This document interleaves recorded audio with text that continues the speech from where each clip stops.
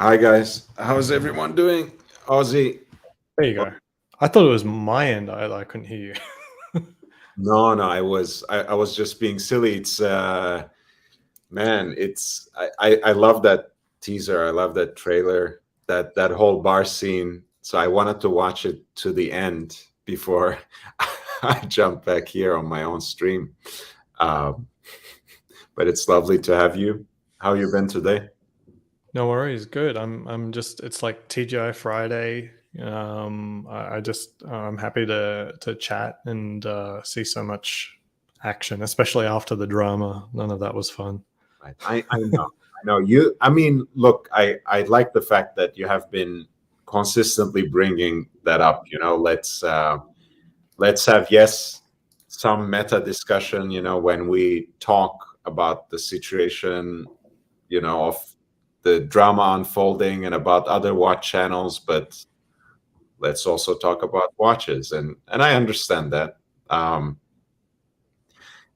I have that frustration sometimes too, but once you start getting entangled in the drama yourself, it kind of becomes its own thing. And it's a lot of fun. But I understand, that some people just don't enjoy it. Yeah. Well, I think it's okay if ultimately that's what people want, but then I also dislike the term rebel streaming when someone actually does start streaming at the same time, but they're actually talking about a completely different subject, i.e., maybe actually talking about watches, and then being really salty about that. You know what I mean? Like, come on, not the content isn't very curated, right? So it's forgivable for someone want to present something different. Yeah. I mean, look, I have a very strict and quite orthodox opinion on that, in the sense that, it is what it is. I think Archie is the OG, and one shouldn't, and I wouldn't.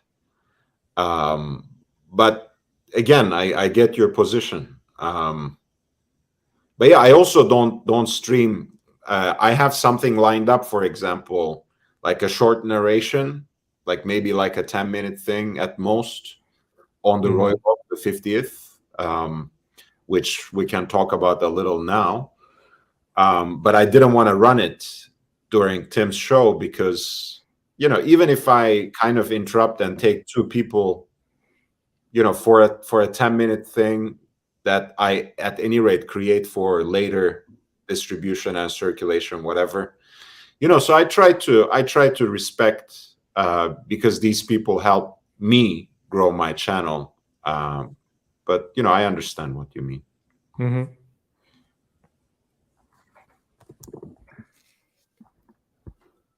And so how I congratulate you while you were in the chat, but this is the first Yes, time you did. Thank you.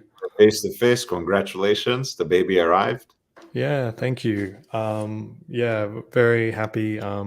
She's perfectly healthy, and that's the main thing that any parent wants. There's nothing more that I could ask for than a healthy baby. Yeah. And she's beautiful. Can I have full screen or?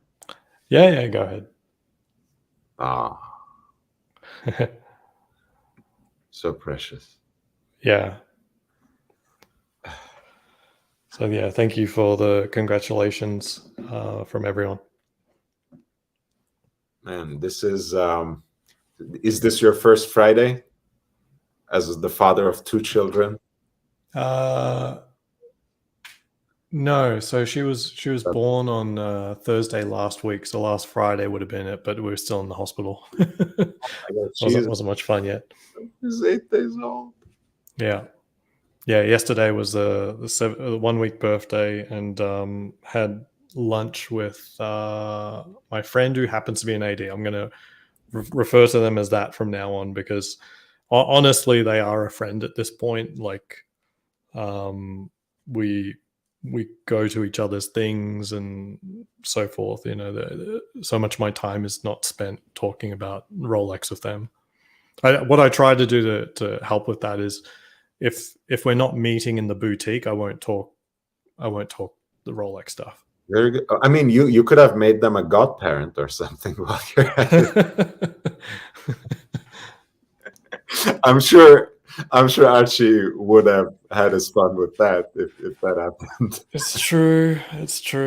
Well, Archie's pre-roll with his David SW spot always references the Krispy Kreme, so I'm like, I actually now that I thought of this, I think I will just make a little routine tomorrow and try it as a joke. Let's see how it. I'll just say, Aussie expat actually made his AD a godparent to his newborn.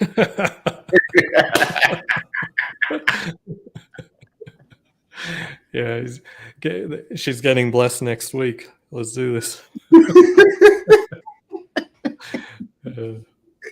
Yeah, I mean, it can be a good shtick. It can be a good shtick because it's one level of trying to ingratiate yourself with the AD, bringing macaroons and or macaron rather, and Krispy Kreme and whatever, but like to make them like a godfather, that would be just. Yeah. I actually they did say something yesterday, because the last time I was in the boutique, I didn't bring around anything, and they said that all of the other SAs were asking, like, where are the donuts? They were bitterly disappointed. Nice, yeah. But I was joking around with you, but it is what it is. The relationship, when you have a certain dynamic, it keeps going. Right. So of course you won't be getting the pocket knife and the cologne and whatever, because you are the one who brings something. But all the joking aside, I think Oshin said something very simple and logical about this. The people are at this point, they are giving you free money, basically. Right?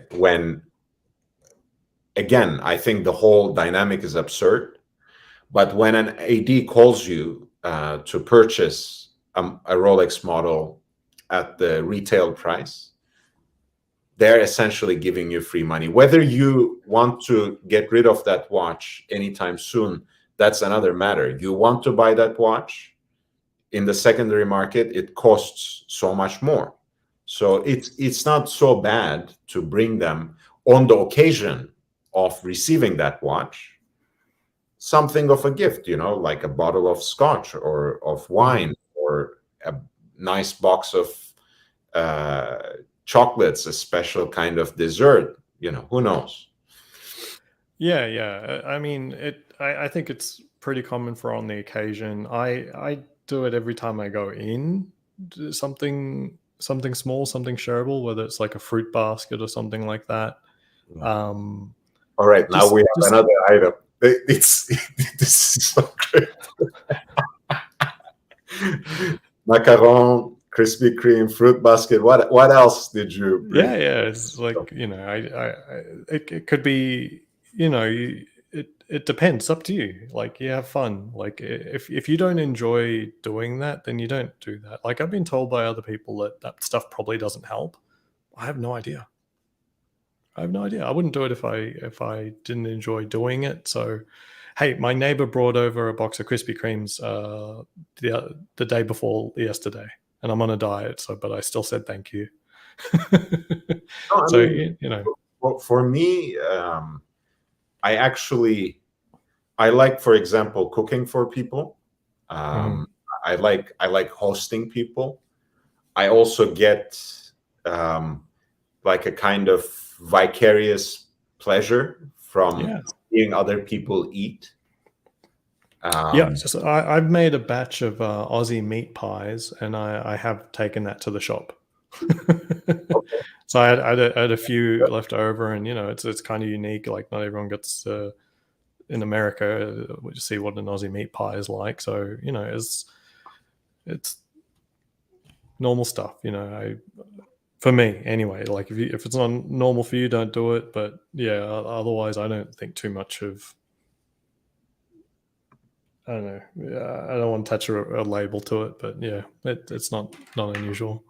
Putting the new addition, RJ, to the family on the Rolex list now already for 2020. Actually, Ozzy has interesting plans about that if he wants to talk about how he has in mind a couple of watches for the two babies. Yeah. On Tim's stream, just the last one before, I have the Hulk, obviously. But I'd specifically been seeking out a 2019 to make up for the mistake that I said no to a Rolex in 2019 as a birthday watch for my son. So it's like I wanted it back then, but I said no at the time. Basically, his birthday was like in February, and the AD called back in November, and I'm like, that's not the right time. So I said no.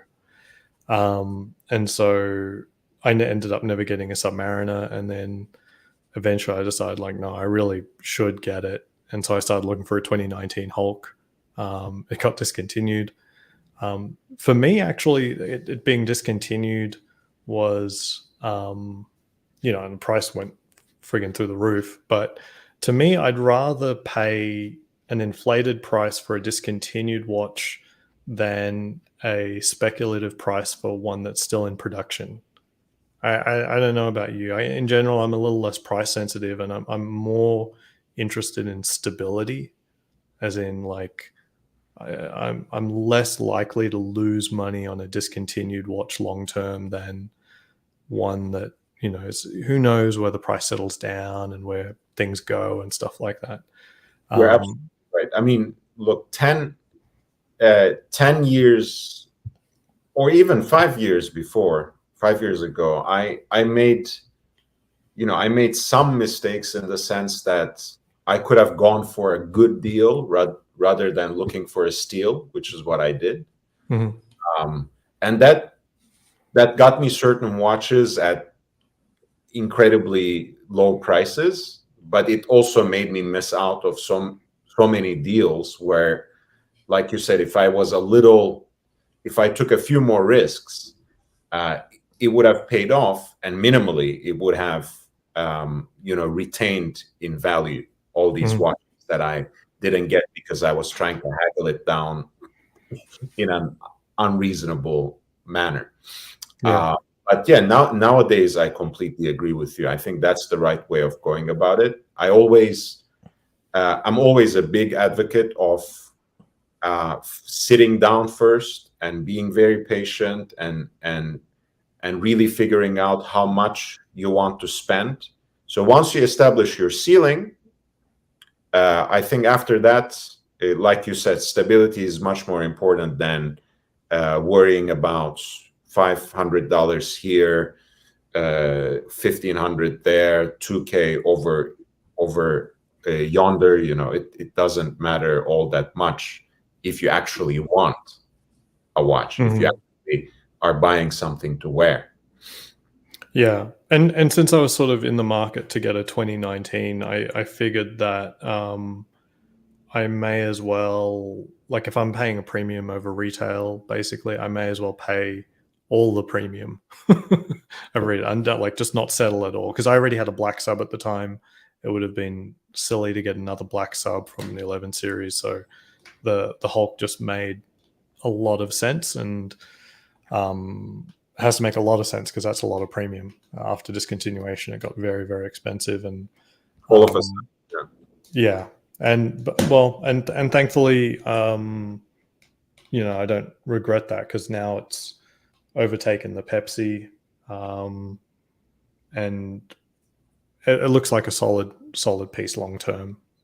Yeah, and I mean, it was, like you said, early on, because again, people had less experience with it. I think in person, it had a certain stigma of just being too green, all too much, right? Yeah. So back in 2019, I was not not even remotely interested. It wasn't until I started seeing a few more people do more videos, especially after discontinuation.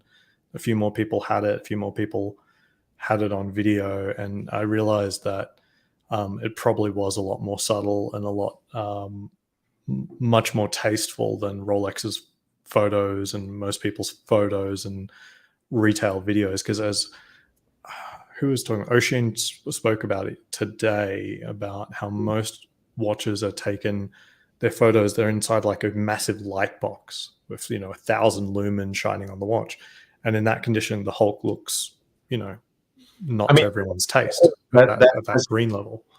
that has its legitimate reasons, so to speak, in the sense that that's a utilitarian approach, right? They want to present the watch in a way that you can examine it from photos you see online and have a better idea about the condition. But of course, it's not the most aesthetically pleasing light. But I think, for most, well, at least for half of its nearly decade-long existence, Hulk, for the first half, basically, it had a certain stigma. And I've seen it even go with a discount at retail, or from retail, I should say. Yeah. And Like the first 5 years, I see old posts on Rolex forums reselling them at about 6,000, 7,000. yeah. So, but later on, it did catch on, and I think it was because finally people have started seeing more in the wild, more in person, and they realized it's not actually, to put it in very stark terms, not as gaudy as they thought it was. Yeah. Because I think people had that initial first impression because, again, they had these washed out photos where they just saw the sunburst in a particular light. I know we didn't show it on your stream, so so yeah, Yeah. in under normal lighting conditions, like you might not even notice that there are green elements to it, especially not on the dial. It's only once you step outside or in brighter lighting conditions or in certain angles with respect to certain lights that you see these flashes of green. So overall, this will look nothing like any photo you have seen Yeah. presenting this watch, quite frankly. There's no way anyone takes a photo and says, this is what the Hulk looks like. They'll always step into a light. They'll always get the angle to the position where it looks the most green. But in reality, it doesn't look green most of the time. Yeah. And it looks beautiful. Again, I think, Big George has a good point, and I agree with him. Again, from a position of personal taste, I think the new cases are a little better proportioned than the super case of the 40. Big George, I appreciate you. Yes, the only way we can do that, we need to get you to 1,000 subs, he says. Upvote, help me gain exposure. Tell everyone you can, share. And I'm doing my best to create more content. In fact, after we are done with the stream, which means I will be completely exhausted and depleted, I'll stay up a little longer so I can actually record this shorter narrative of the Royal Oak 50th anniversary. So I'm working. I'm patient, and I'll continue to put in the work. And what about your daughter? I think you had an idea for a birth year watch. Yeah, so I was working for my AD for a while. So one of the things I didn't really look forward to. So I don't know how I'm going to give this watch to my son. I've got half a mind that he will not get it before getting his own Rolex of his own money. So it certainly won't be like an 18th or something like that. But anyway, it did present a conundrum when my wife was going to have her child. I was like, I should do the same thing here. But I got Junior a fucking Hulk. I can't sort of limp in with a date just for her. so ultimately, it kind of had to be the Steel Daytona, and my AD did get it for me, the Panda. I do personally think I like. I wish this would focus. I do think I personally. This year? Did this happen this year? So I'll get to that. So I did. I do like the black one. I think I like the black one better. However, I did get a Speedmaster, and I felt that just in a collection overall, the number of opportunities that you have to get a non-black dial, especially in a sports heavy collection, you should always go for the option potentially. Again, people are probably already tired of me saying this over and over again. I'm not a huge chrono guy, but when it comes to the Daytona, I do prefer the white dial. And I think it's a little, since the Daytona is such a nice size for both men and women, I kind of also feel, maybe it's my prejudice, but I find a white dial watch a little more flexible. Yes. Going both directions. The black's far more masculine, more feminine, depending on how you wear it and how you combine it with other things. Yeah. So I figure this is a watch that I could get that has the same sort of level as the Hulk, or better, but certainly not worse. It's at a size that it can be passed down to a girl just fine, and she will make men cry when she eventually gets it. But yeah, it's a unisex size at 38 millimeter. Even look, this is a really weird one. So even Nico Leonard referred to, he made some comment about the Daytona's size versus another watch and saying it's 40 millimeter, and that a 38 millimeter watch could never become as hyped as a 40 millimeter watch like the Daytona. And so he wasn't referring to its specs on sheets. He was referring to its literal size. And I made a comment, and he says, what the fuck are you talking about? It's 40 millimeter. And I'm like, Nico, like, use some calipers or something. It's not 40 millimeter. But either way, it's unisex size. The white's a little bit more feminine, so it's something I can pass down. And having thinking about it from that perspective, if my daughter ends up having a son, giving me a grandson, passing down a unisex watch as a potential heirloom is ideal, and that's not something I really thought about with the Hulk at all. And I don't know if you heard this, by the way. I got my Polar from a jeweler, and the lady who sold it to me was at the time wearing a very nice pre-ceramic Daytona. And the next time I went to their store,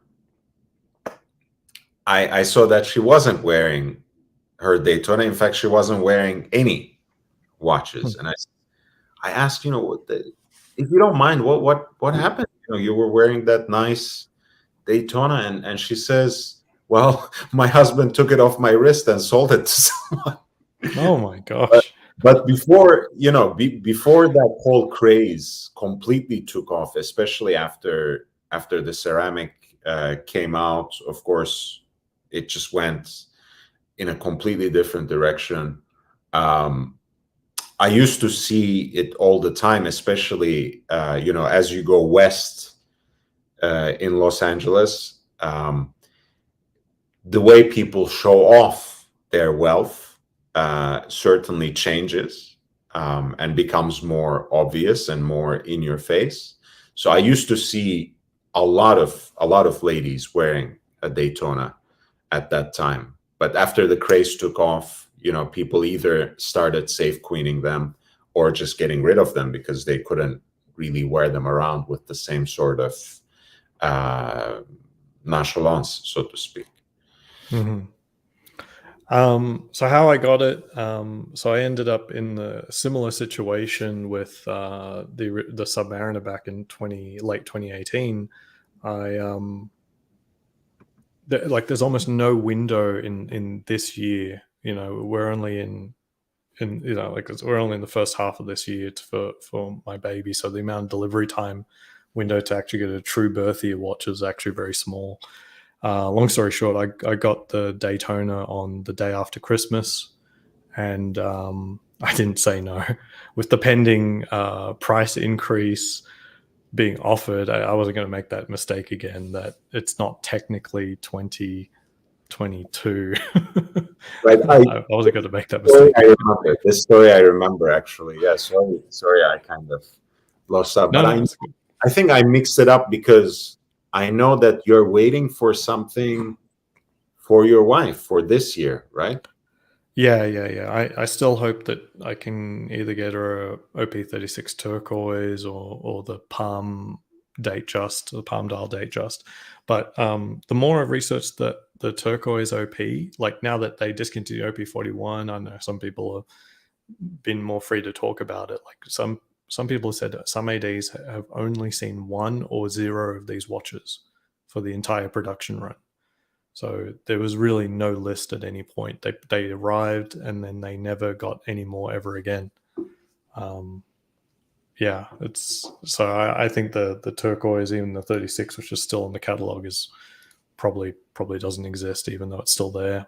So similar to how the OP41 for the last half of the year last year, it technically existed, but I don't think anyone got deliveries of them. But that's not a watch that we really wanted. It was sort of like an alternative to the Daytona, but we got the Daytona. Okay. Just If it comes through, you might still get it, but you're not really hanging your hopes on it. That's what you're saying, more or less. Yeah, I think there's basically no chance at this point. Well, what I heard was actually, even though, okay, well, you hear this in both ways, but basically that, of course, when watches are not discontinued but extremely rare, that they come through very rarely anyways, but when they are discontinued, sometimes they still get delivered. And I've heard that there are still so-called Tiffany dial OPs being delivered up until now. So it is what it is. Yeah. So we're not super dedicated to. We were never super dedicated in trying to get that. We just figured that was also another relatively unisex watch that was as heavy hitting as a Hulk. You know, it's an option, and the Daytona is hard to get to. Hey, Big George just joined us with his new Sermit Starbucks. Hey, George. G'day, Big Hey, George. how are you guys? You guys was having a good chat, so I can't sleep, so I figured I'd join you guys. Nice to meet you. Please, I know you're on the East Coast, but it's so nice for you to join us. Welcome. Yes. But I when I joined, I heard you guys talking about the point that Rolex still delivers watches that are discontinued. Yeah, that's definitely the point, because we was talking about polars in the chat. There's some older Polar Explorers. I think they got discontinued in 2011. And if you look at some of the paperwork, you see that they were sold in 2012. Right. Back then, though, it would have been unbelievable for a stock to sit in the case for a little while, though, right? Exactly. Like, I think Hulks sat in the case for like years in some cases. The Hulk used to be, you could have get it at a discount. Mm-hmm. Yeah, absolutely. That's why people were willing to let go of them for like 6,000, 7,000 on 1 second, was because they weren't taking much of a haircut to let it go at that price.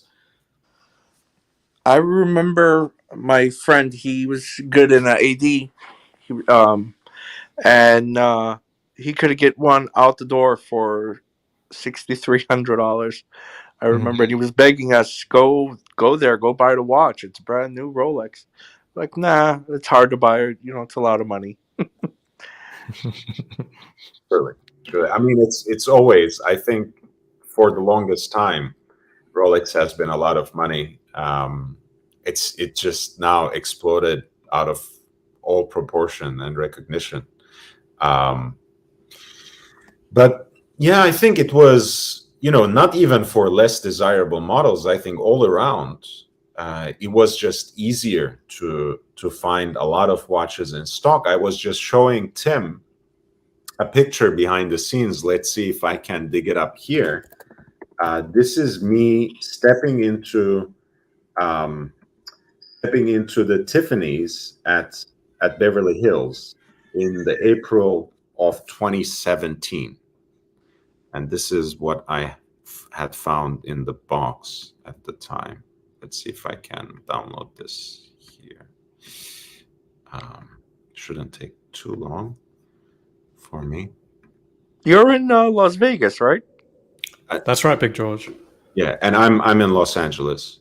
Oh, okay, Los Angeles. Okay, I thought you was in Vegas. My apologies. No worries. We would have been, closer. Yeah, the reason why I knew you was on the West Coast. I know you're doing the meetup with everybody. Yeah. So this is Haha. me at the Tiffany's in Beverly Hills, April 2017. It's fucking crazy. That's a rose gold aquanaut. Yeah, this is the rose gold aquanaut, Tiffany double signed. The picture is not great quality here, but you can see my hairy fucking wrist and the double signature there. And you see what's in the back? Nautilus. Yeah, that's a 5711 again, Tiffany double signed. Wow. Rose gold 5711R. It's obscene. Wow. They sat there for months, not just weeks or whatever, but for months.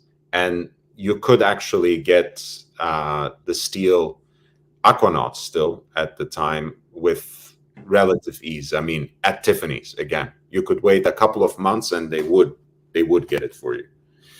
But I mean, back then, even just a year ago, anything in precious metal, that sort of $40,000 price range, would steer anyone away. Like, Agreed. That's a really recent phenomenon that people are willing to pick up the precious metals. Before the pandemic, basically almost except for the Daytona, almost all the precious metal pieces was attainable. If anything, it only took about a month, if anything, if they could have get it for you. You would get a discount. Yeah, it's crazy. That's the world we live in today. I don't think with all the display pieces now, they're never really going to go back to having a lot of pieces back in the cases. Maybe you'll see the ladies' Datejust and a few men's Datejust here and there, but those days are over. You know what I heard about exhibition only pieces, Big George? What's that? There's no such thing as exhibition only pieces. It's believable. They're real watches. There's no tinkering, no modification, none of that BS that they speak of. It's basically a one-on-one correspondence kind of thing. So if they have, let's say, a Pepsi or at least another GMT back in the vault, they bring out a GMT Master 2 for exhibition only to the case. And it is a watch that they would still sell to a preferred customer. There's basically a one-to-one correspondence with what they have in exhibition only. That's why you still don't see, for example, well, I mean, for those of us who have seen exhibition only pieces in the ADs, have you seen a precious metal Daytona on Oyster Flex as a display only piece? Have you seen white dial ceramic steel Daytona as an exhibition only piece? No, because they just get cycled out. Those get out the door. It makes sense too, because if you've noticed, if you've talked to a few people who've gotten Rolex, what they're doing now is they're letting you know, you will give you the watch, but you got to give us a couple of weeks and you come pick up your watch. They've been doing that a lot more recently. Nice. That's very nice. Only? So I'm not sure what you were trying to say there. So this is a quote unquote exhibition piece at an AD I visited, It's probably about Oh, a month old. I wasn't trying to dance around the question. The idea is that they have them.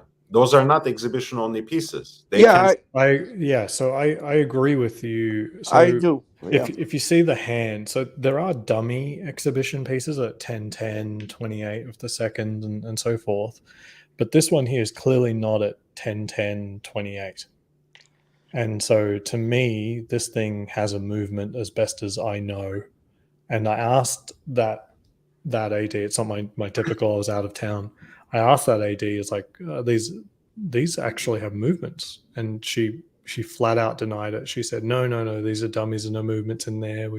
And I didn't try to push the issue, but as I've seen dummies, they're not, hands aren't just randomly Yeah, put they're all at wherever. 1010. So yeah, I don't know what their game is. Like, I guess they're just so sick of customers demanding them to sell that watch. I don't know. No, again, I'm not. I wasn't trying to necessarily imply bad faith, much less viciousness on the part of authorized dealers. It's just, I'm not saying Rolex never had ever produced dummy pieces. Don't take me wrong, but this new trend in exhibition only is a very conscious, intentional policy on the part of Rolex, telling ADs, have something in the case. It's miserable. It's a bad look. It's bad form. And we will do the best to supply you with pieces that, one, something you will keep in the vault, and others you will have on display, so people can actually look and you can still sell them to your preferred customers. Yeah. I definitely agree with that. And I also feel what that means is they don't want to go back. This is not really gonna, that's basically what they're showing. They're just display only. People will get used to it, and that's it. That's the new Rolex.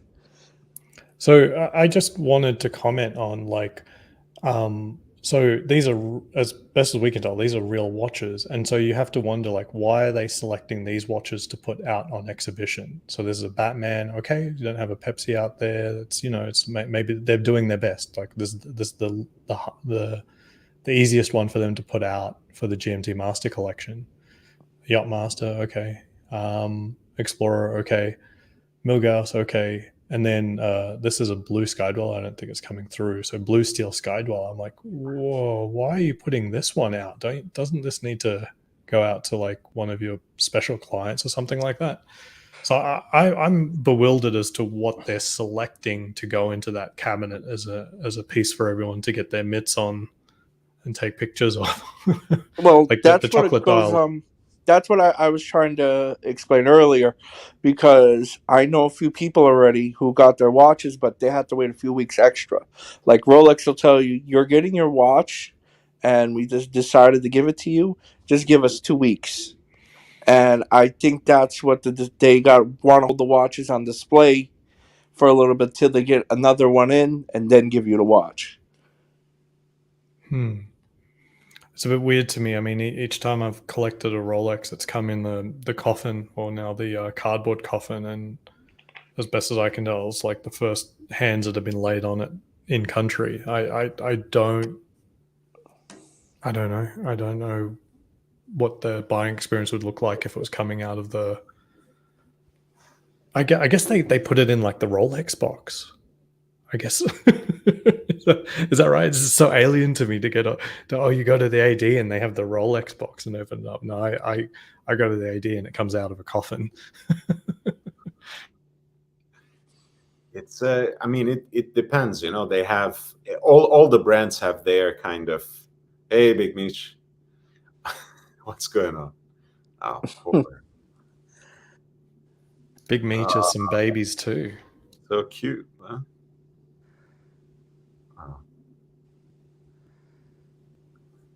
Oh wow, she just gave birth?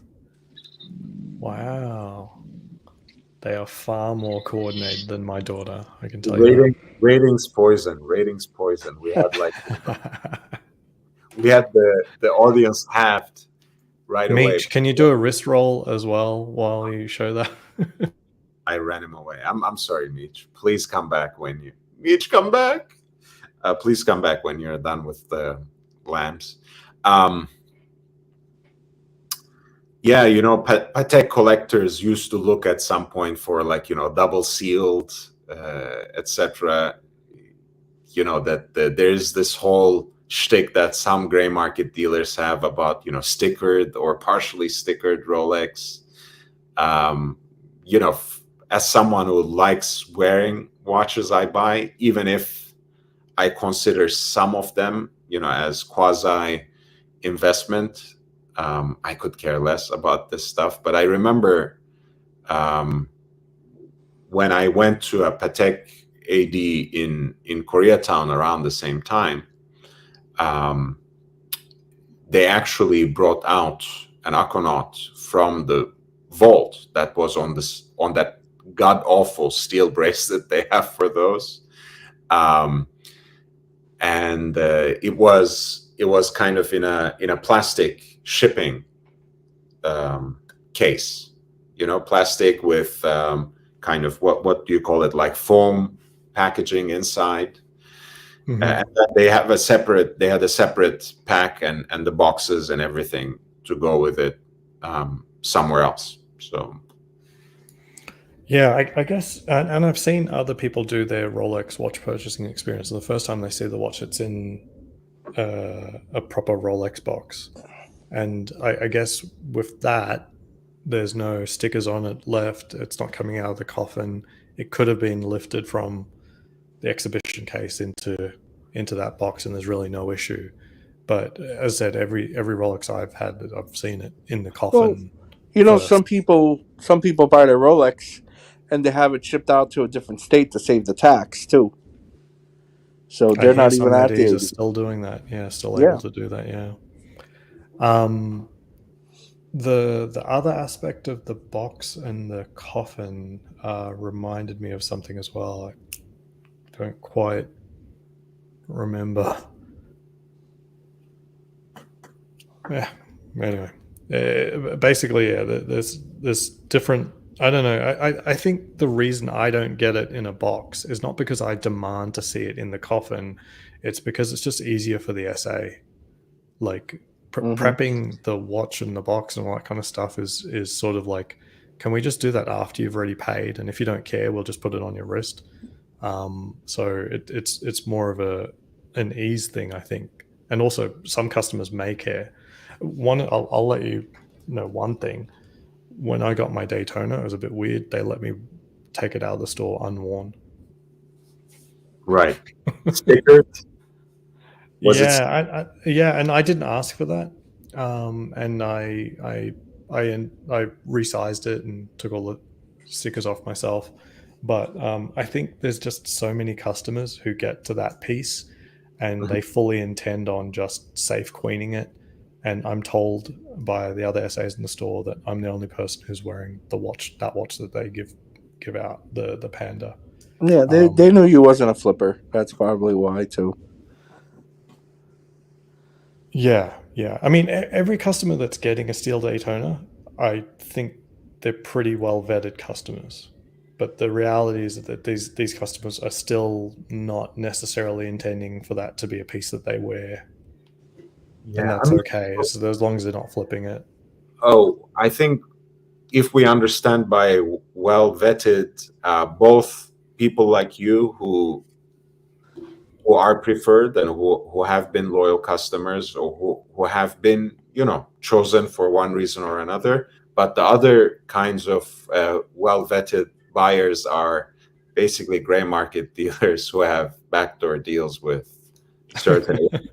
They may or may not be in this country. I know in Europe they are dime a dozen. There's so many Rolex authorized dealers like this that sell watches in bulk, basically to gray market dealers, to secondary sellers, whatever you want to call them. And of course, those are well vetted as well. It's just, again, they sell them with the knowledge that they will resell that in the gray market. So somehow the papers disappear and the stickers come off and this or that, but it is what it is. Mm-hmm. It makes me wonder why Rolex simplified the warranty card from 2020, removing much of the detail, including the person that bought it. I don't know. Yeah. What do you think, George? I actually preferred the older card. That's a mystery of why they did that. Because Like, it doesn't help stamp out grays. I mean, the previous one, you saw the name of the person, the date they bought it, from and the where they date they bought it. bought it. Yeah, exactly. And where to, the location. You don't I even think see the the new one just has location a date. anymore. That's it. Date. I think if Rolex scans the card, the information comes up in their computer, but that's it. Yeah, I I think it was think, Wizard was yeah. talking about that the other day, and I wrote a note to ask my friend if this is the case, like what details are actually sent to Rolex, and I didn't ask. I forgot to ask, so I don't know. And there is, I think, still a country code on the card, right? I'm not sure, but I know that in United States has more information, because like on the card, like on the OPs, it'll say blue dial, coral. It'll have the information, but in Europe, it just says OP41. So people was doing dial switches, and they wouldn't know what it originally came with because the card matches, but they couldn't do that in the United States. Mhm. So that was quite interesting.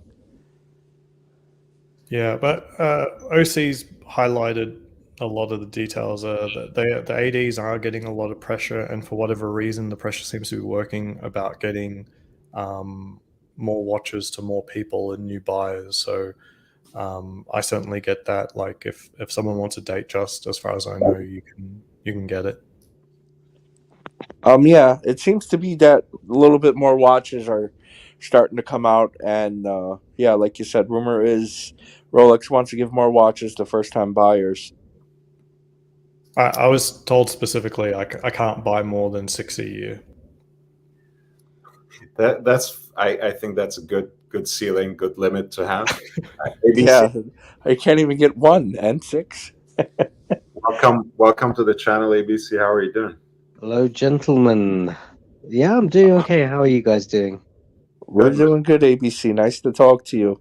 and nice to see you in the channel. Hopefully, Likewise. and Yeah. without not in character as well, breaking the fourth wall, so to speak. So it's an honor. What? Character? Sorry What? to say hi Method and bye. acting? What? No. Sorry, I gotta go. I gotta do the night shift so my wife can sleep. Of course, none. It's Nice to it's meet you, a Big pleasure George. also. It was nice to talk to you. Nice to meet you too. Thanks for Cheers. coming. Catch you on the next one. Have a good See you, evening. Ozzy. Yeah. Interesting. Yeah. I'm just thinking. Look, I was looking at prices of the 40 mil ceramic sub, and I'm thinking for me it's north of £10,000 now, and I'm thinking, my father, who was in the watch trade for over 40 years, and he passed away in 2007. I'm thinking, would he spend 10 grand for a Rolex? I don't know. And I said a couple of weeks ago that I've personally tuned out of Rolex. I don't think I'd have to come into some serious money before I probably buy another Rolex watch. And I'm looking at other brands now. Gotten a couple of Omegas recently, and as you can see, my profile picture, that's a Zenith I picked up about a year or so ago, and yeah, I think it's kind of like life beyond Rolex. I still admire the brand. I wouldn't say no to one if one was donated to me by the community or anything like that. But it's I think a bridge too far in many respects. Well, maybe maybe for the characters, but you are disowning them, so I don't know what to tell you, ABC.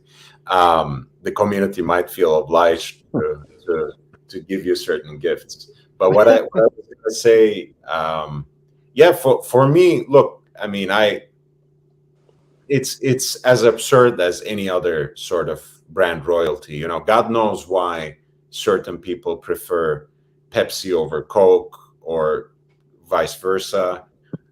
Some people are just fine with the store brand. Um, you know, I have that sort of inexplicable and illogical loyalty to Rolex, and it's the same, right? You know, if you go by the secondary market prices, again, not that I'm interested in so many different contemporary models. Frankly, I'm only interested in ST43. I'm completely priced out, right? That's much more than what I would want to put in a single watch, by and large. I have lusted after a Reverso for such a long time now, and um, it was just a revelation for me once I started wearing this around, because I realized it's so much more of a watch than I thought. You know, because I Can only always imagine how fantastic that watch must feel to hold, to wear, to manipulate, play around with. it's like, you know, it's the ultimate watch nerd's watch if you're into that particular shape. And I realized, you know, I always thought it was just a dress watch, right? And in a way it is. Sorry, George, I think I'm interrupting you. No. I'm just sitting here. You're hearing me. I got heavy breathing. I Oh, no. got leftovers from COVID. I got bad breathing. I apologize. No worries, man. I thought you were trying to interject, so I wanted to give you that space. No, but about the well, I'm here anyways. About the Reverso, that's one of the most iconic watches that you could get. That and the Tank is, to me, kind of in the same realm as iconic watches. And you know, they're smaller watches. The Tank is, anyways. I have a Tank, and it's just a different feel when you have it on your wrist. But yeah, It's you get an enjoyment out of it too. they have a different kind of presence, as you said. You know, even though they might be slightly smaller in certain cases, even though, you know, they all come in different sizes. Of course, we have our special guest again, Profe. How are you doing? Hello. Hello, everyone. Hi, Nice. how are you, Professor? Very good. Very good. So nice to see you all. Yes. Place. Yeah, with guys, if you didn't come across it, I'll share the link in a second. Professor had a great chat with us a few days ago on the Archie Luxury channel. The Pontiff and I had the pleasure of interviewing him. So check that out whenever you get the chance, after we are done with this stream, of course. But it's a pleasure to have him more occasionally, like today. Welcome back. Thank you. Thank you. Welcome, actually, for the first time, because I never hosted you in my channel. So it's a pleasure. Thank you very much. Always interested to learn. And I just picked up what you said concerning your partiality concerning the ST Rolex 43, which is a fantastic watch. And just to add to this is that I think Rolex is very proud to have this particular model because of the technology that has gone into it. People think that it's just a beefed up Submariner. It's not. It's an entirely different watch. The technical prowess that has gone into putting that Cyclops and making it work at the depth that they have now is a technological feat. It's not just a beefed up Submariner. So it is quite wrong to assume that they increased a bit the price and then a bit the size from 40, 41 to 43. and they did some gimmicky things, and there they have you have a new watch. It's not, and Rolex was very proud, and in fact, they have it as the flagship in their central offices in Geneva You know, today. can I actually say Wow, something that's very that interesting.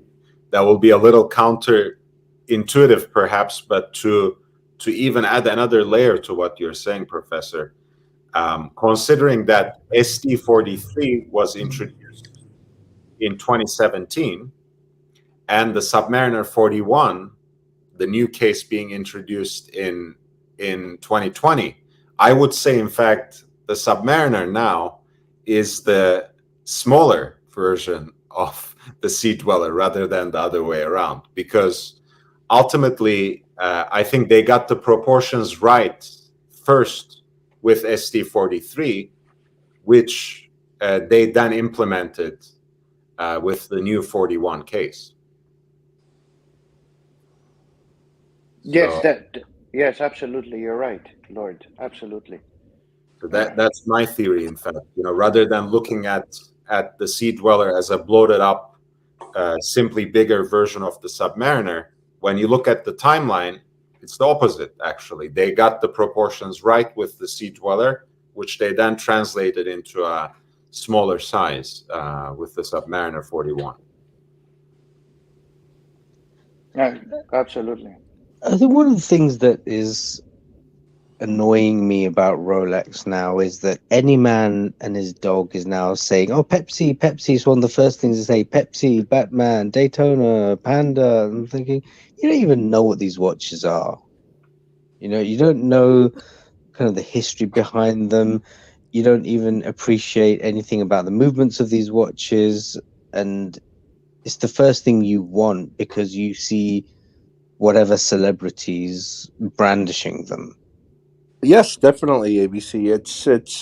It's all from it's all hype from social media. They see it. People want the latest and the greatest. And the one thing I was also raving about my Reverso, Professor, before you jumped in. But one thing I wanted to say is, I had a very particular vision of that watch, and I did lust after it for that reason. But once I started wearing it, I realized, hey, this is a great dress watch, but it actually can be worn in so many different ways, with different straps, different outfits. It's not, of course, it's not as robust and reliable, and for a dynamic and sporty occasion as a modern Rolex is.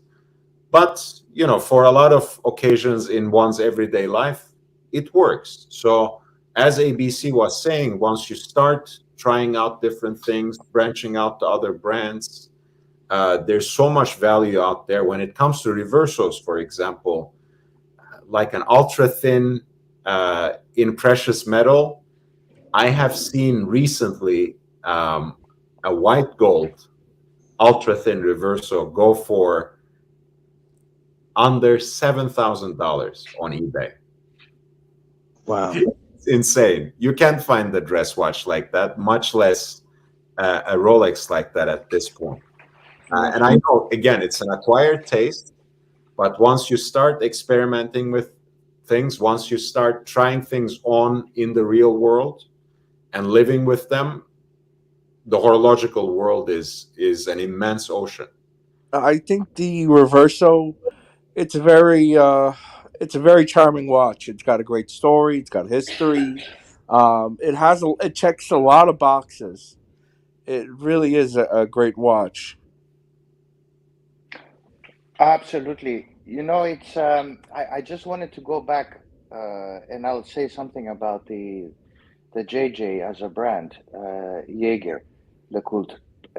Something that I think Big George referred to. Um, Unfortunately, it's social media, it's the millennials getting involved. It is watches are now perceived as an asset, as a store of value.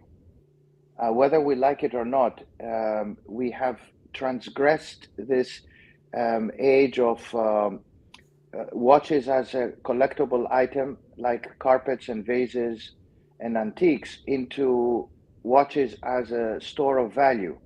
So unfortunately, people do see them as such as well. So they get into this hypeness, as was mentioned, that people want to buy the Daytona because they believe that if they buy it, whether a little premium is there or at a premium, and if they're very lucky at retail, it will be something they can have as an investment. And they look at this throughout the cycle of their watch journey.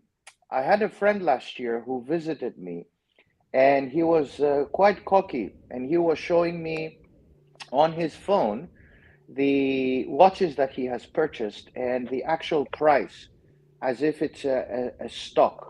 And he was very proud to tell me that now his watches are worth probably $1.2 million.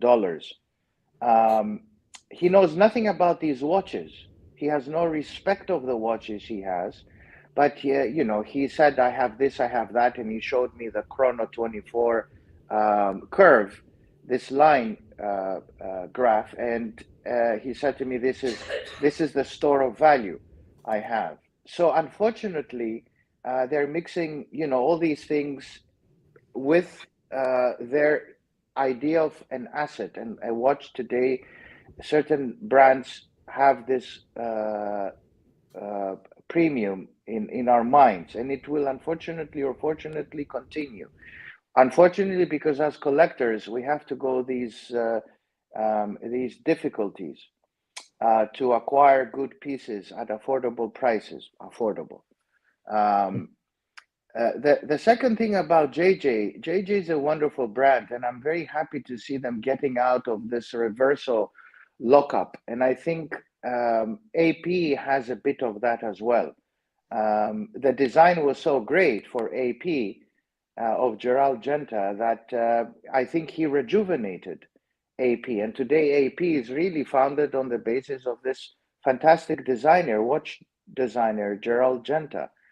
JJ was stuck with the Reverso. It's a fantastic watch, the Reverso. I think, as you said, and in terms of pricing, I completely agree, Lord, with you. If you look at even precious metals, you can find certain complications for $7,000 to $10,000. Moon complication, the power reserve, and the time, and then you have the Reverso that has the dual time zone, which is fantastic. So I think JJ is a wonderful brand, and I'm happy that they got out of this locking stage of the Reverso being the number one seller for them. I think now they have produced enough pieces where they can get out of this. But Reverso is, if you are a collector, you must have a Reverso, and I'm so happy that when I see your name, I see a Reverso associated. I love it. I think, I will, in fact, my next watch may well be a Reverso again. And like you said, again, right around, under 10K USD, you can get a triple calendar Reverso in steel. Like you said, you can get a dual face, which is a take on the GMT, basically. It's a great price point, but I agree actually with you about how. Hi, Joe. How are you? Oh, hey. I'm sorry. I didn't mean to do that. No, my bad. When it comes, I think it's also a good day to talk about this, right? When I was doing some research, preparing that narrative that I'm going to put on as a separate video to the channel, I came across that moment of conception for the Royal Oak, right? And there were all these fears that the managing director, Georges Gollet, at the time, may have faced when he was taking this risk of introducing a luxury steel sports watch. It didn't fit with the brand image of making mostly, round, oval dress watches. It didn't really fit with the market, because the steel sports market was oversaturated.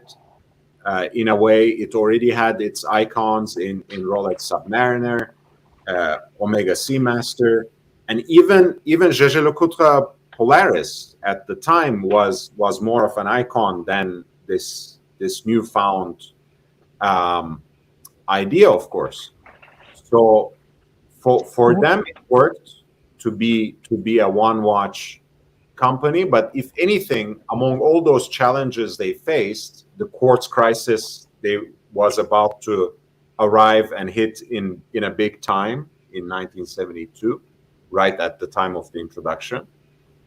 One thing did come true. One of the risks did come true, that it didn't fit their brand image, and it took over and basically redefined. The Royal Oak redefined the brand's image and made it something else. And Audemars Piguet, to their credit, have used it really well, but you can't really say that they have escaped that stigma of being a single watch brand. So one trick pony, yeah. And another thing that's starting to make me laugh, stroke annoy me, is that anything with an octagon now is getting, attention. Like Gérald Perregaux, even those are now crazy money compared to what they were, say, 3-4 years ago. Like with the Laureato and even the Tissot PRX, for goodness sake. I mean, come on. Just by putting a waffle dial and an octagon around it in an integrated bracelet, then that all of a sudden attracts attention. I tell you what, ABC, I own a PRX. It's a damn good watch. It really is for the money. It is, I just wanted to make but 2-3 years ago it was nothing, and it's what's given it that credence is now everyone talks about Genta as well, and Octofinismo and this and that, and yeah, it just seems a bit strange. Yeah, everybody jumps on the hype train. I just wanted to make a point on something that I noticed with all the hype with watches and everything. Usually, with the takeoff and everything, with the pandemic and everything, you would figure that gold would jump to big money, $2,500, $3,000, because if you look through the past, when something like that goes on, gold usually goes up, and it really didn't go up as much as you would think it would, to speculators. And I think my opinion is the reason why it didn't go up is because those speculators moved on to a different asset in their mind, which is watches. I think that's why the watches went up. So let me say something, because besides being a kind of a self-named professor, I'm actually a professor in economics. So I can tell you a little bit. I can tell you a little bit why gold is not going up. One of the reasons is because of the Russia crisis.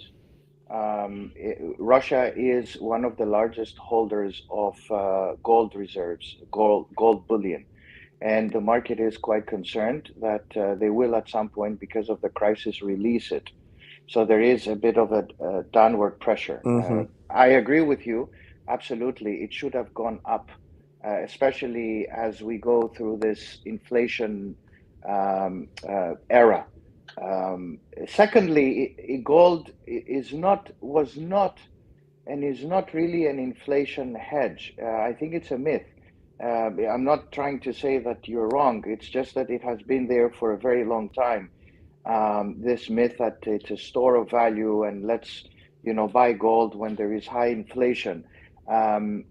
It's really not so much. In fact, the precious metals that have been going up are the ones that there is a clear demand for them because of their input in the renewable industry or the auto industry. So in the old days, it was platinum.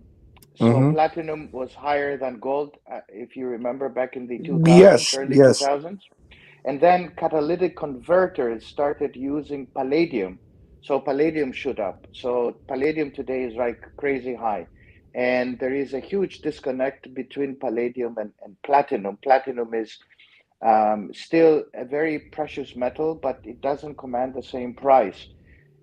Gold has lost its luster as a store of value. And it's not what it used to be, because if we are entering a recession globally, which is, I think, the case, and I'll tell you why I think this has an impact. I was just briefly speaking earlier with Lord.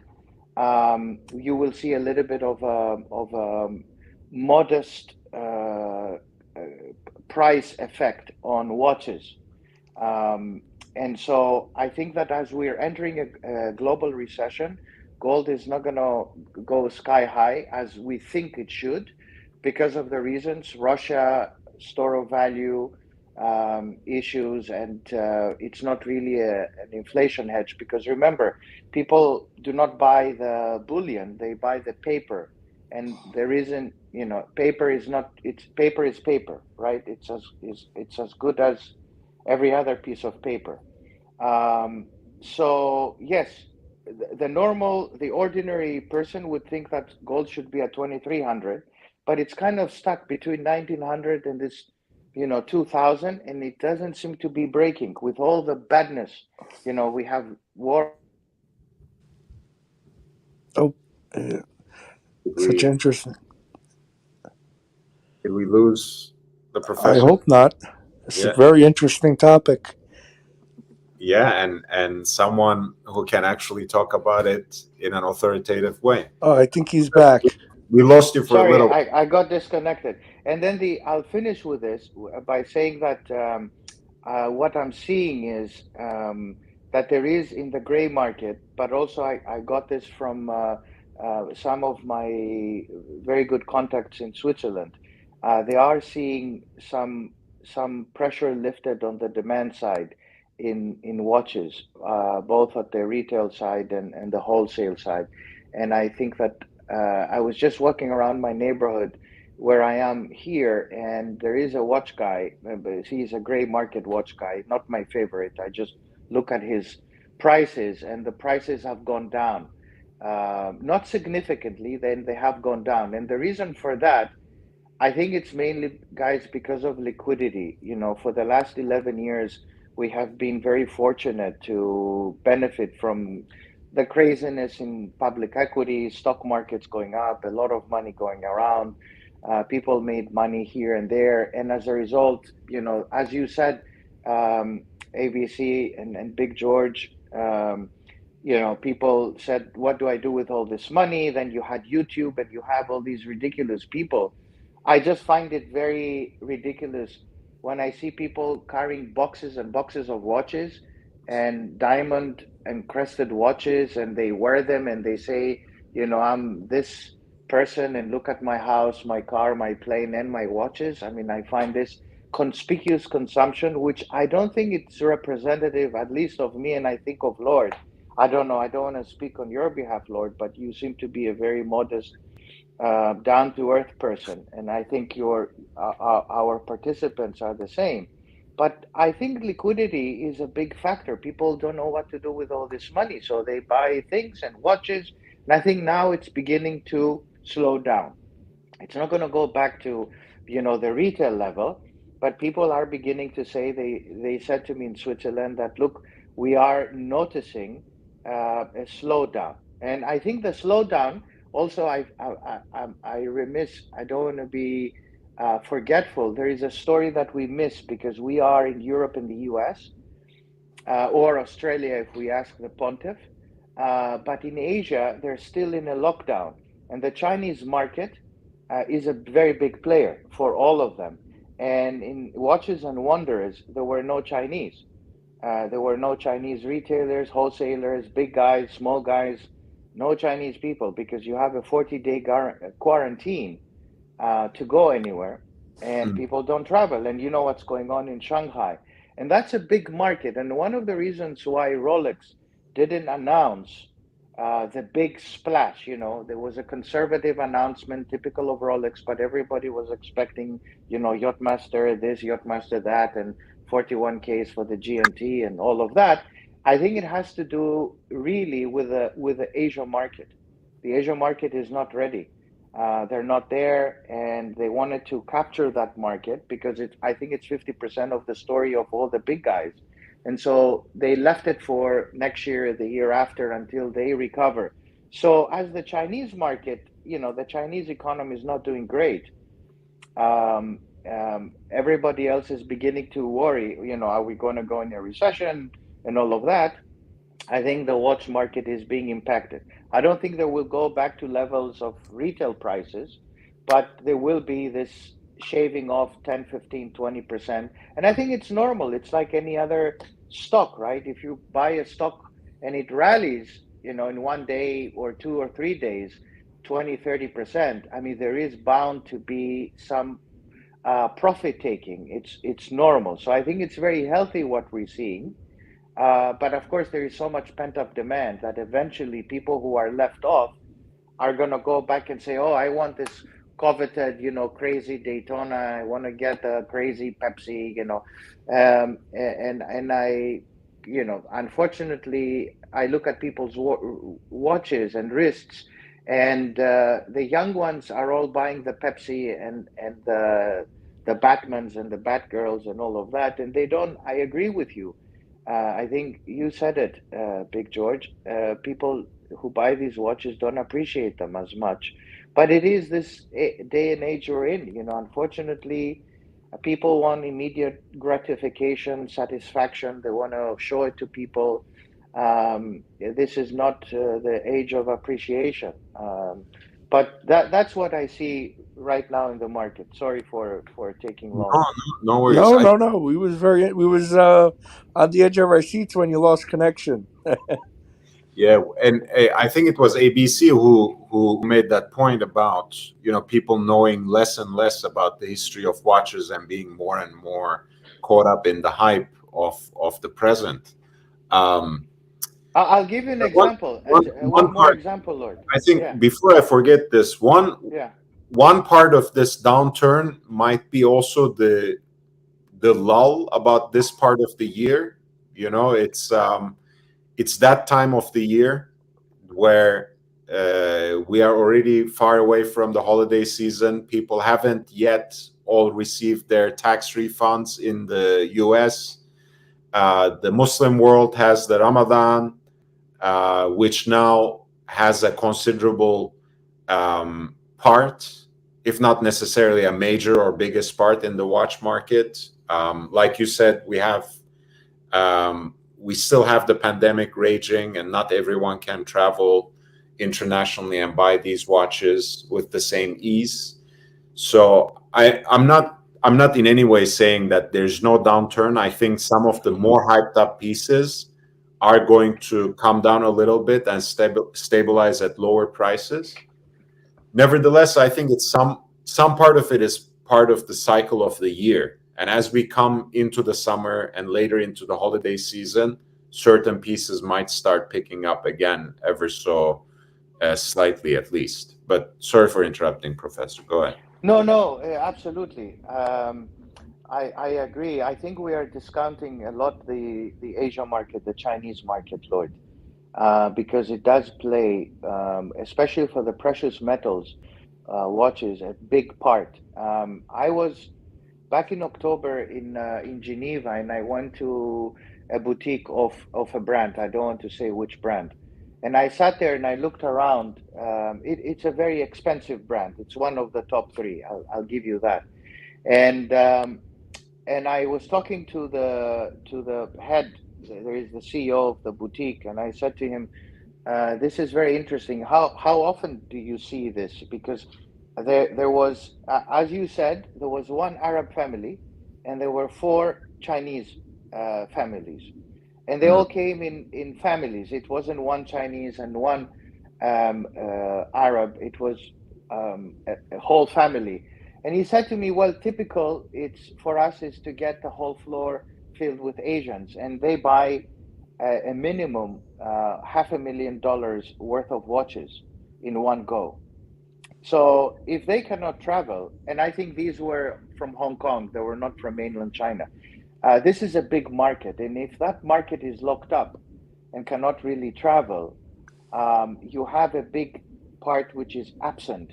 and people cannot go to stores to buy. And also, many of the Chinese go to Europe mainly to buy luxury items, and they do the duty free. So they get it back with a discount, right? If they cannot do that, that's a big market. That's a very big market for them. Also, I have to say, the cyclicality of the watch business happens typically, from my experience, not now, but it's usually Oops. Oh, It's gonna come back. I think this yeah. happens. So, Nietzsche, are you still there? Sorry, I broke up. I think the internet is not very lively. I was going to say that typically the cyclicality of the watch industry is around January, February. Not so much in May. I think if it's in May, it's because I think people are or now April, May, it's typically, I think it's a one-off thing. It's not as seasonal, but it's unique because of the post-COVID environment we're in. People are just getting ready to travel, and they're saying, okay, do I buy a Rolex whatever for $10,000, $15,000, or do I go on vacation in the summer? So I better satisfy the happy family factor rather than myself. And so I think from my experience, it's January, February when people you see the market moderating a little bit because they bought everything November, Thanksgiving, December, which is Christmas, New Year's, and you have different New Year's happening there. You have the Orthodox New Year, the Christmas, and then you have the Western Catholic, and the rest of the Christian world 25th. So there is a big demand happening then. And so May is really unusual, and April. I think it has to do more with COVID. People are going to travel. They're also going out in restaurants, spending more money. There is more disposable income for eating out and entertainment. So people are less on their internet, on their screens, buying off watches as they did last year and the year before. Literally, people were just going into that. Let me also say something that I think ABC you touched upon and Lord highlighted. I think I was at an AD. It was a Rolex AD, and it was a month ago. And I sat there listening. I often go there just to listen. The ladies who are there like me, and I have a cup of coffee or two, and I spend my time there doing nothing, just listening. And I went there and I was looking at the customers. And I have to say, the ADs have a big challenge as well. I know people in the internet rave about how bad they are, and I think there are some that are really bad. And there are some that are snobbish and they don't talk to you, and but these guys were never trained to accommodate for this huge demand. So I sat there and I was listening to the customers coming in, and they have changed their acumen. So now one customer comes in and starts quoting reference numbers. And I said many years ago, you never had this. I would go to an AD, and even the name he used, reference, I said, this is unique to the language. People are educating themselves. So he said, reference number so and so. I want this reference number, Rolex. I said, my God, this guy knows his stuff. So things have changed quite a bit. People have become very educated. Having said that, there was another army of customers who came in and demanded watches. And here you had these two ladies that said, look, we don't have any watches. We have these exhibition watches. And one guy was a footballer and demanded. And he said, look, I have money. I want to get the product. And I said, my God, they're going to have a fight now. And, he's going to take the footballing kick them around.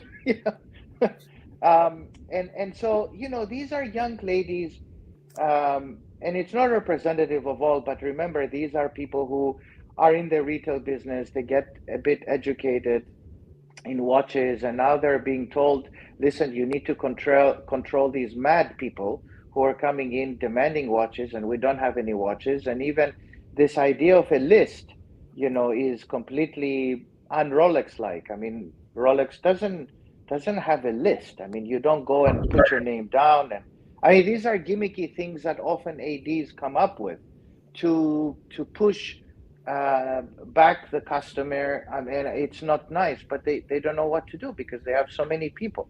But also the self-educated watch fans have changed a lot, and it's a totally different industry than the one I entered back, some 30 years ago.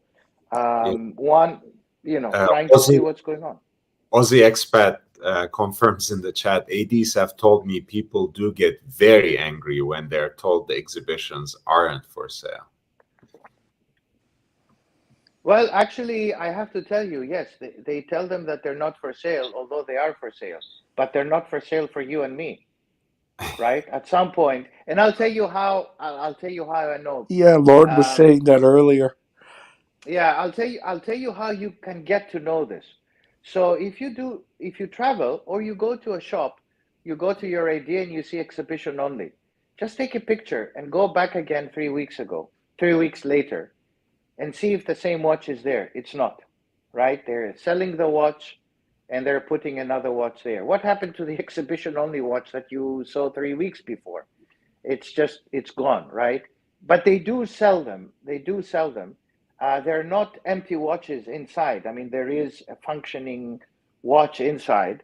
But the problem is that Rolex cannot produce more watches, and they will not produce, guys. AP is not going to produce more than today, 45, 50,000? They're crazy, because that's the store of value they have. Patek is not going to produce more watches. Actually, they don't want to. They don't have as many watchmakers, one. Two, they don't want to lose they're selling the exclusivity. And now that the world has caught on this idea, I want to buy a Patek Philippe, they will not produce more watches. What the watch industry will do is they will hike the prices. Rolex will increase prices 7 to 10% every year. The Daytona in 10 years will go to 30,000 retail dollars, no doubt.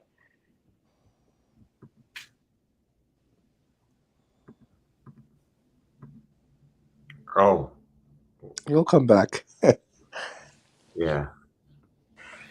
Hey, ABC dropped as well. In the meantime, guys, sorry. I'll take this chance to remind everyone, I really appreciate your presence and support as always. But if you haven't liked the video yet, please upvote. That really helps me gain some sort of exposure. And if you simply share the channel, spread the word, so I can reach my first goal of 1,000 subscribers, it will be great. And until then, if you would like to encourage me in creating new and original content, I do have a PayPal account that's connected to my main email address, which is lordhellespont5@gmail.com, lordhellespont@gmail.com.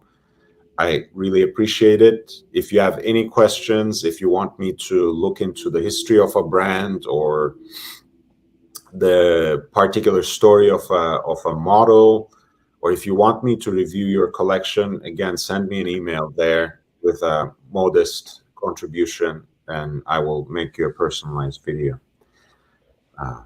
Thank you. Professor, we were talking about the exhibition only models and how they are still being sold. And at any rate, I mean, Aussie Expat makes a similar point, that a lot of ADs do have, even before the advent of the exhibition models, of course, they had watches in the vault in the back that they were only selling to preferred customers. Yeah, it's definitely they do have. I mean, they wouldn't have the watches they had 4 years ago in their vault, but they do have. And they do know when they get what, more or less. Let me qualify this. They do know when they'll get watches. It's not as if it's a mystery, you know. They don't know what watches they'll get, but they do have an idea what kind of models they'll be getting. I mean, they do know from previous history, especially during the supply crunch, how many submariners they'll get. I mean, it's impossible that you are an AD and you don't know what you're going to get. This is completely crazy. So they do know how many submariners they'll get, more or less. Now, with certain, for instance, Rolex discontinued models, they don't know if they're going to get the discontinued models from here on, right? Because Rolex does not discontinue them on March 31st, right? They take them off the website, but they still have certain models that will run probably until March or April, you know, or so. So they will distribute them to their ADs. But they do have watches in their vaults, and I agree. They do give it to preferred customers because this is something that they have to, you know, they have to accommodate for their preferred customers. This is fair? No, it's not fair. But, you know, who says that the world of watches is fair? It's the same with, in many ways, cars. I mean, you go to a car dealer today, and maybe the analogy is not exactly one-to-one, but you cannot find a car. And they tell you, you know, pay the down payment, and you'll get the car maybe in 12 months, and maybe the price will increase. So good luck, and we'll wait for it. I mean, we live in very strange times. And I think a lot has to do with the economics, guys. I think a lot has to do with this craziness that we live in, with a lot of money from everybody, the Bitcoin generation. People made, you know, I have a friend, he's 41. He's not really super academic. And he made a lot of money in Bitcoin. And he doesn't have to work again. And I have to, like all of us, right, work really hard to make ends meet, satisfy our hobby from time to time, not upset our families if we buy too many of these things. And the guy is very happy with his money. And I mean, if I tell you how much money he made, I think we will all jump off the window. But he made a lot of money. And I think you have a lot of these people who made quick money and they don't appreciate for things, right, Lord? You remember? We talked with Archie about this. And if you don't appreciate things, you don't really appreciate your watches, your belongings. And we live in this generation. People made a lot of money quickly. And they just go and buy. I look at these YouTube influencers, and they buy watches as if they're buying cookies. You know, it's just another thing in life. Right. I mean, again, we were talking about this earlier. I think when we were talking about some precious metal watches, about Patek specifically, then in 2017. That's still a different segment, right? When you are talking about precious metal watches. So for most of us, that's a huge consideration. That might well be more than what we would want to put in a single watch, even if we had the money in the bank account, right? You know, so it's just a different segment. But like you said, Professor, since we have now a new generation of people and a new group of people who made a lot of money with the sudden jump in the value of Bitcoin, which is now tapering off at the very least, to say the least. It's just like you said, it just doesn't mean as much to them to make that expense. Now, some among them may actually ultimately come into the hobby Some of them may be even quite knowledgeable, but that doesn't dispel the general trend. It's just another luxury expense for them, and it barely makes a dent in their budget. So it's very disproportionate in that sense, right? We're talking about a very specific segment of watches and a very specific segment of people who are in fact pulling the value of those watches up because money is no object, right? Well, to Yeah, certain people, it's what they call a flex. It's like getting a new pair of shoes, getting it's just part of that. They don't look at that as bigger. That there's a whole hobby, that there's a whole thing about it. It's they just look at the flex value. yeah, absolutely. I agree, Big George. It's you look at people who buy Richard Mill and you say, how crazy can one be? But there are enough billionaires today, and the amount of billionaires that have grown, or multi-millionaires in the hundreds of millions, has grown over the last 11 years. Capital has been concentrated in fewer people, but it has increased amongst these fewer people.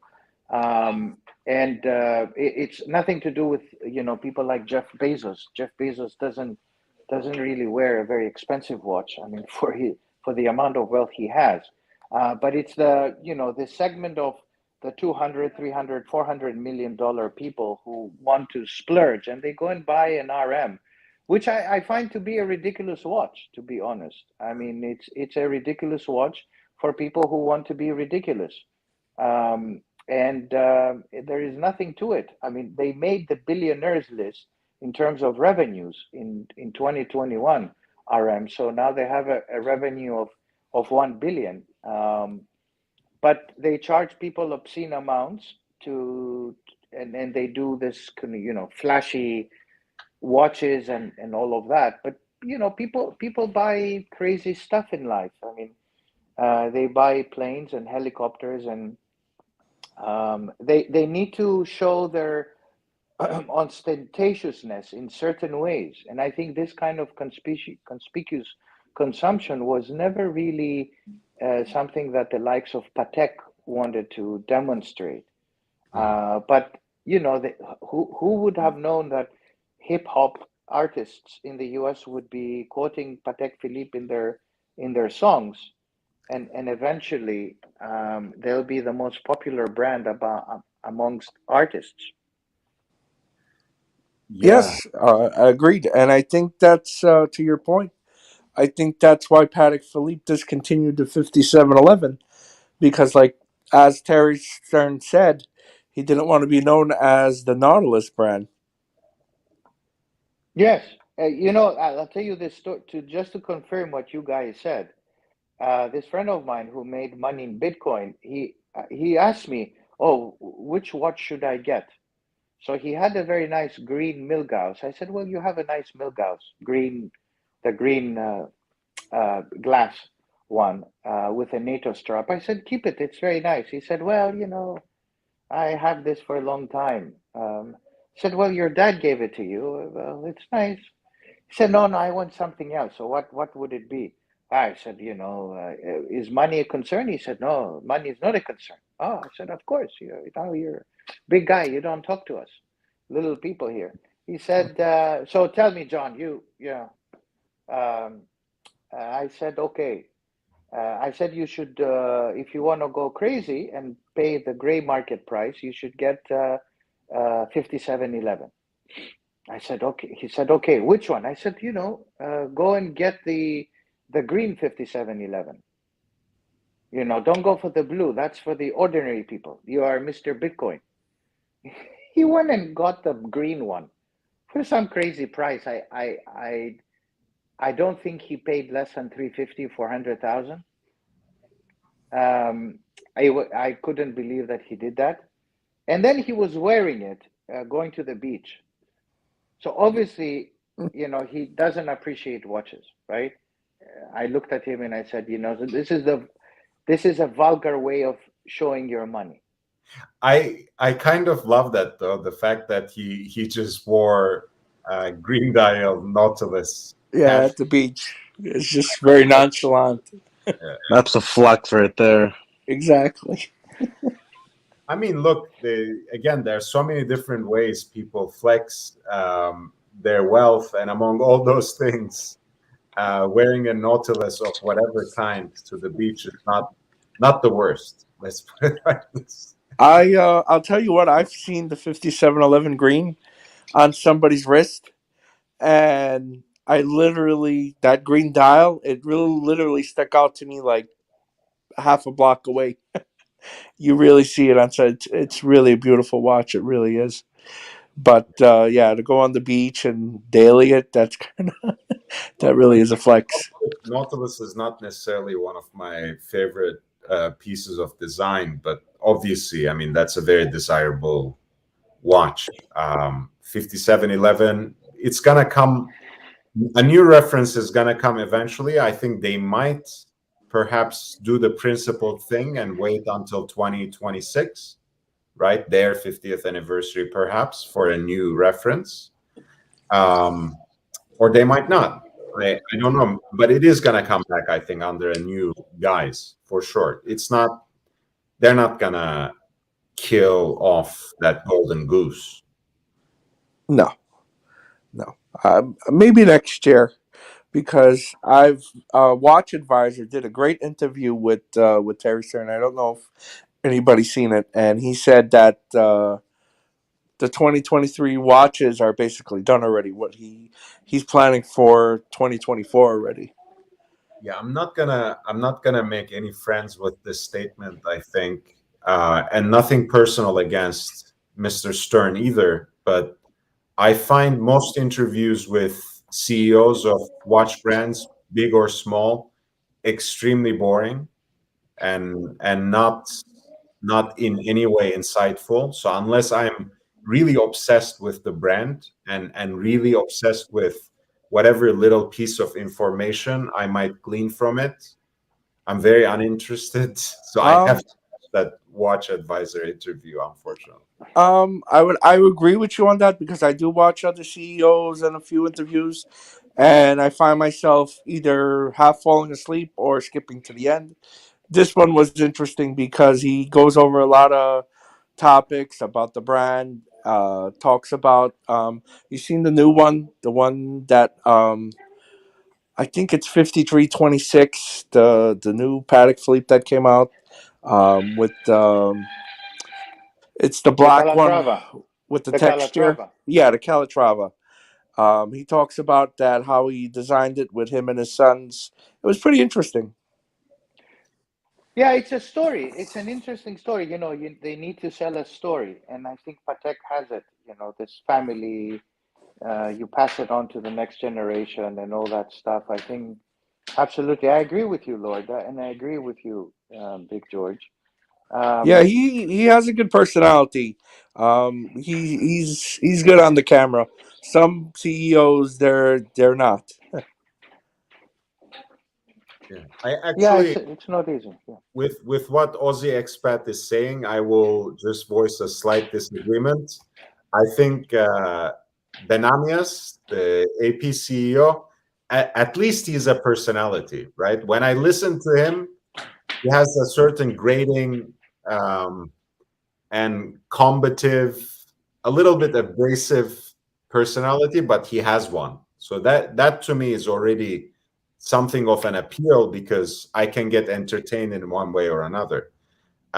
Most watch company CEOs are just really boring executives, with who don't even have. I mean, look, we have been talking smack about new age collectors or simply buyers of watches who are not interested in horological history.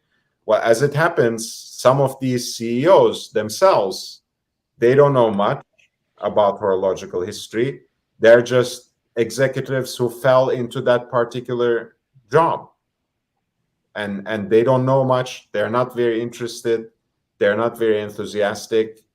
And I think a lot of times they do a disservice to the brand because of their attitude and lack of passion, and certainly lack of. Yeah, agreed. They come off as cold sometimes. I agree. And don't forget they are Swiss, and also they have this tradition of being Calvinist. Very kind of, it's the very Protestant, strictest Protestant sense. Patek has a Calvinist sense in their designs. It is, there is a certain way of seeing the world. It is not, an Italian approach to watch design and thinking. It is very much a Swiss Calvinist within a box, and if you don't fit in the box, you're not in it. You look at a brand like Panerai, and you see it's a has nothing to do with Switzerland. It's like okay, we're different. So there is a certain approach, and Swiss are Swiss. If you meet them, they are in a certain way, quite kind of very rigid. And I mean, the Swiss are amazing. If you look at how the Swiss, as an economy and a country, has evolved.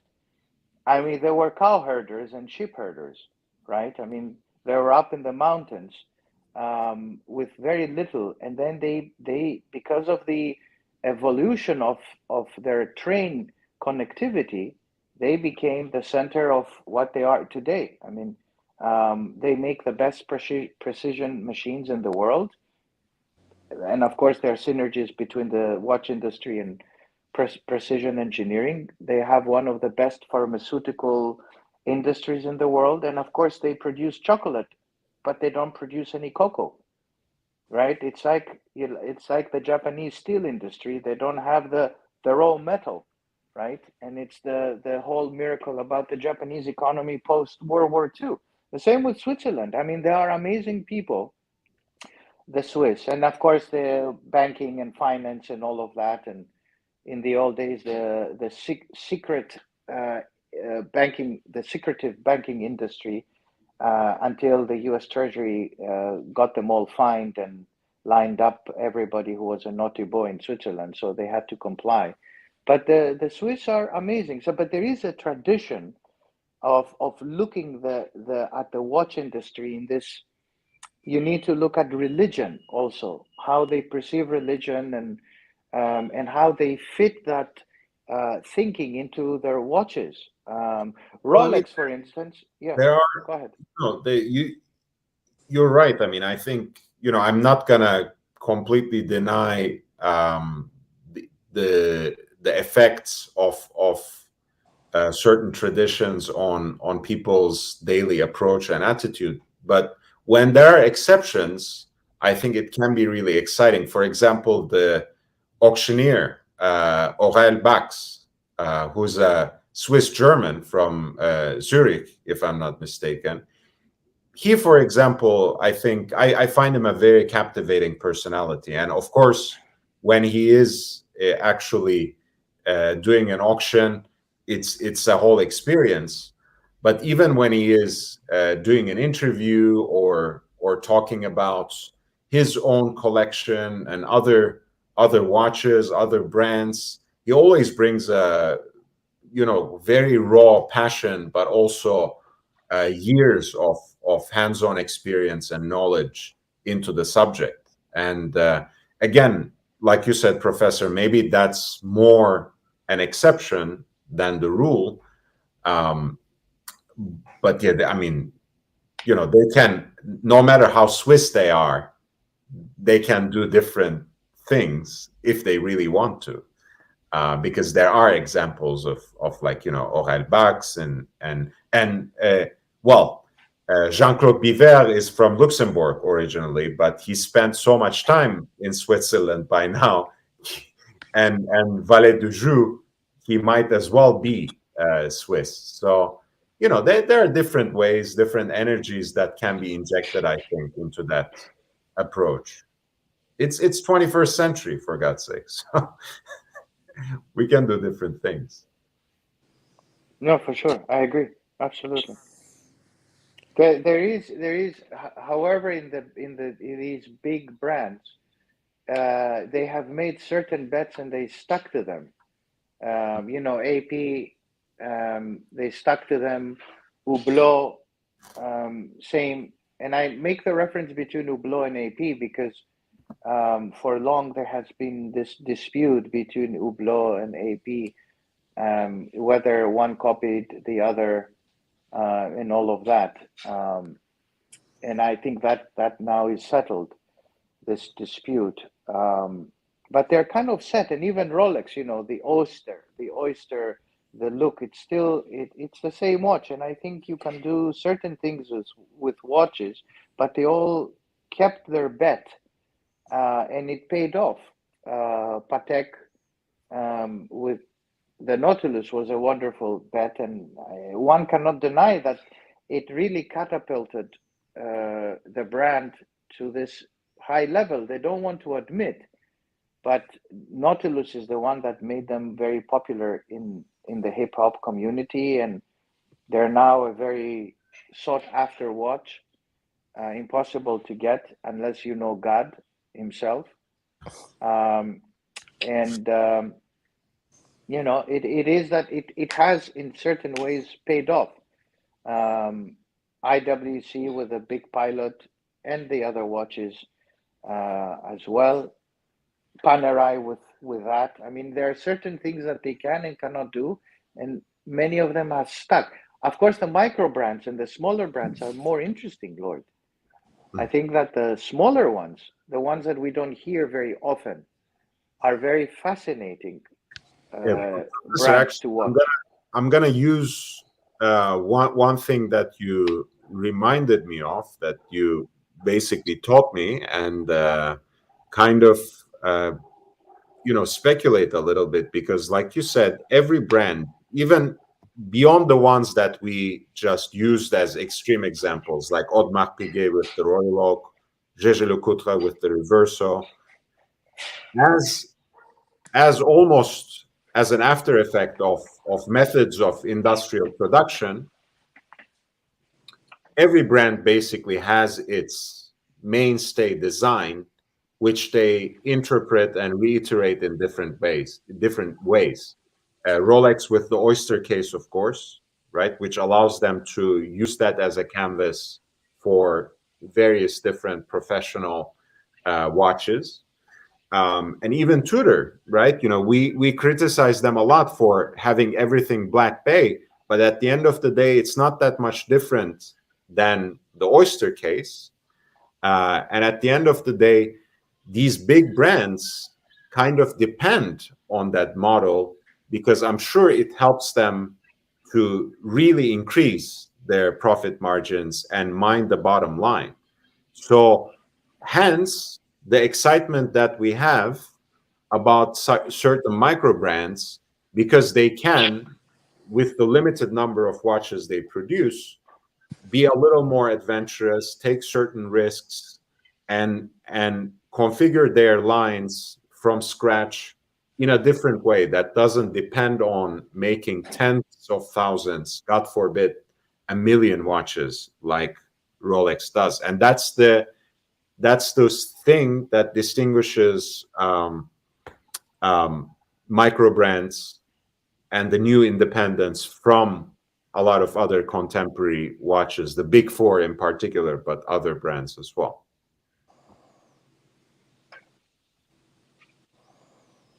No, absolutely. And of course, as many have pointed out before, the independents have started gaining on a lot of iconic vintage watches as well in the auction market, precisely because their track record is very recent.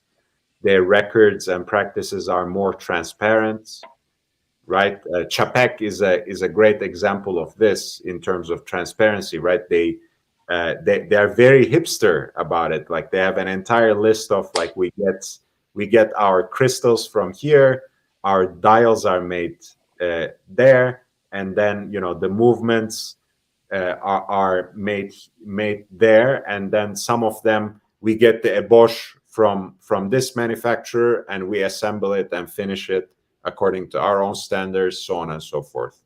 So that sort of transparency, that sort of flexibility, that sort of plasticity has really put some micro brands into the forefront. Of course, FP Jaune is the ultimate example of this, but there are more to come, I think. Yes, and 10 years ago, nobody knew him. It was funny. We met in 2008.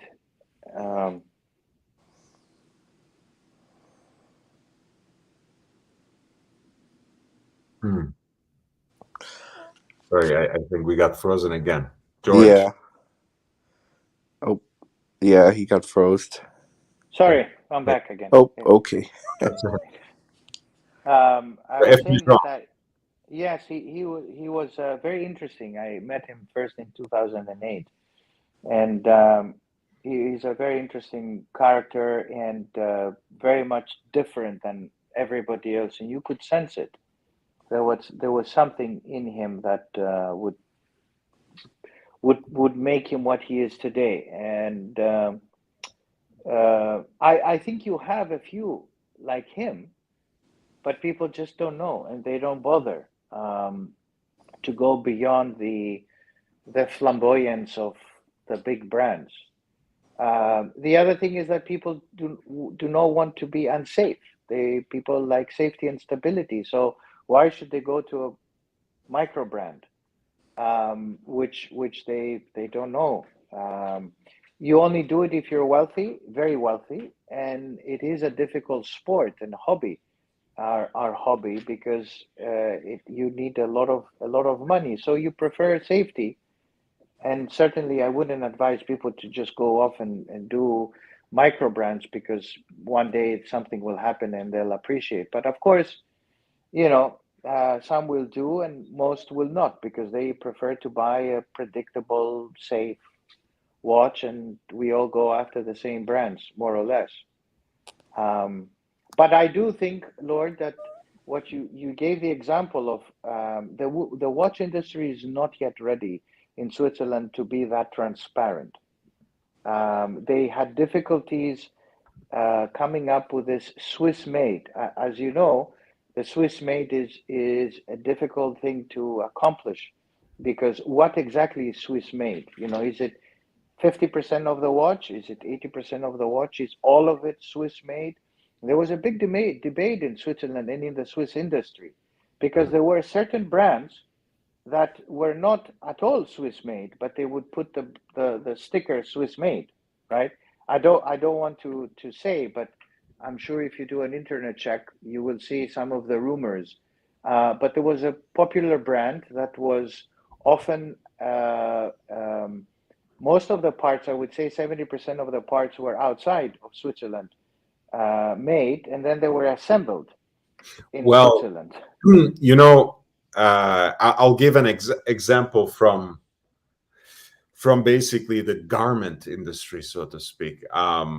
There are a lot of Italian brands that I know very closely, and everything is made, for example, in Turkey, and then it comes to Italy, and they stitch on the tag "Made in Italy," and that makes them made in Italy. Or, there's a trickier part of it. There are entire Italian brands that have made their bread and butter this idea of Italian artisanship and native craft and artisanal methods that extend back to generations. And again, no cultural prejudice against anyone, but those same brands would have entire workshops that are staffed by Chinese people. Again, if you ask me, Chinese people can produce clothing at the standard or better than Italians. But in that case, why try to trick me into the idea that you represent Italian craftsmanship and tradition? anyway, so that people run all sorts of tricks in industries. So if the Swiss watch industry is doing similar things when it comes to certain brands, I'm not even surprised, because it's become, unfortunately, common practice. Exactly. They even do it with our food, organic. Mm, A lot of that is fake. I don't doubt it. I don't doubt it. To be fair, if your food is organic, you wouldn't touch it, to be honest. So That's well, I mean, I wouldn't doubt it. Farmer Joe, you would say that.